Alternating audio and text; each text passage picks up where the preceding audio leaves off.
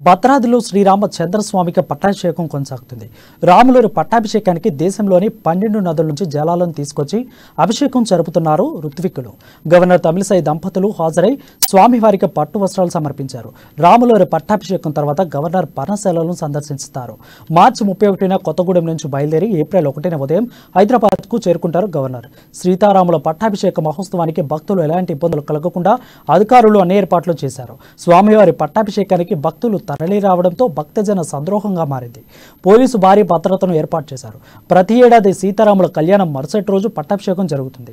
ఈ పట్టాభిషేకాన్ని పూర్వం 60 ఏళ్లకు ఒకసారి జరిపేవారు.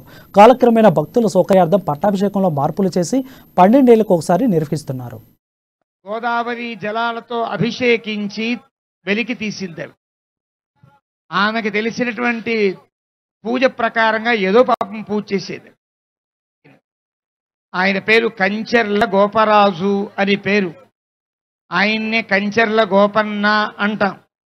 ఇంకా బాగా తెలియాలి అంటే ఆయన ద్వారా